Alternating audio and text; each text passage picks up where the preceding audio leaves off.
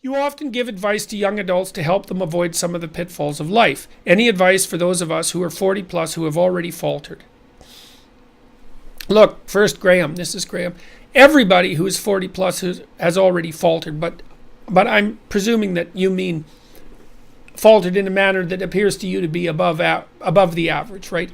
Well, what I would really recommend is, I think that you should, if you haven't already, you should go do the future authoring program and maybe the past authoring program too, because you should figure out exactly how you faltered.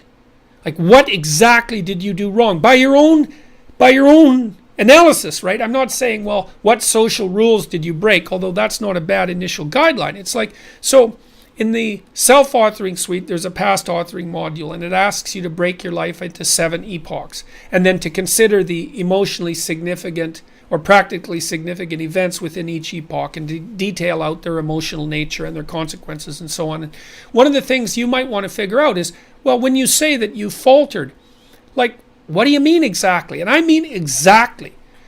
Go over your life with a fine-tooth comb. This is what Alexander Solzhenitsyn did, by the way, in the Gulag, before he wrote the Gulag Archipelago. He went over his life and said, okay, well, like, where did I go wrong? What did I squander? What mistakes did I make? And what did I do right?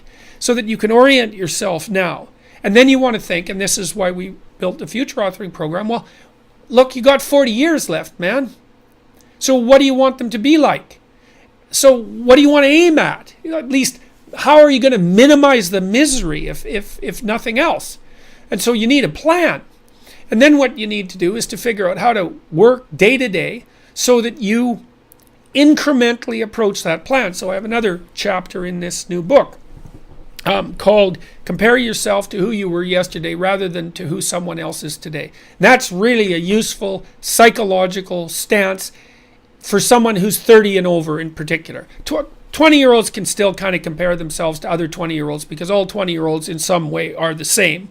But 40-year-olds are really different from each other, and so are 30-year-olds for that matter. So you might think, okay, well, here's a meditative strategy for ceasing to falter.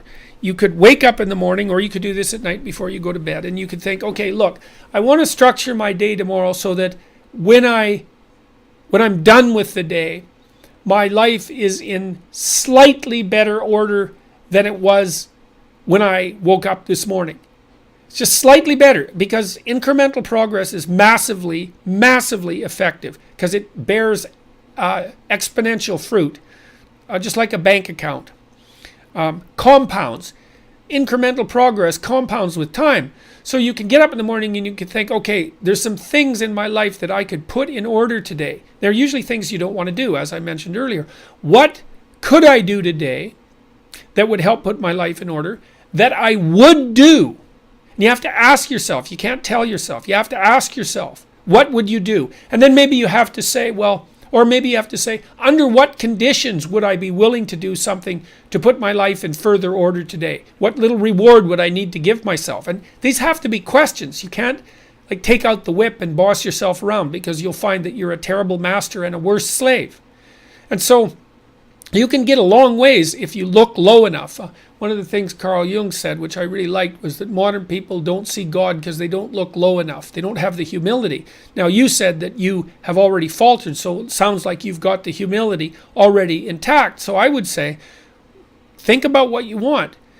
Think about what you know around you isn't set right, because you'll know.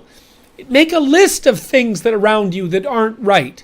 And then start thinking about small things you can do, like trivial things that even a fool like yourself could manage, that would orient you in the right direction and help straighten out your life. And try that for a year before you decide that you're a failure, because you'll find that if you put that into practice for a year, that things will be a lot better. And like I said, you got 40 years left, so you're not done yet, man.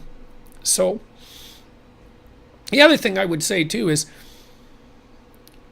it isn't exactly that I would say forgive yourself, because, that's just a cliche. But I would say that once you've decided what you've done wrong, and you've put into practice some strategies to rectify that you don't have to beat yourself any more than is necessary for you to learn, which is a good rule of thumb with regards to treating yourself and also to treating other people.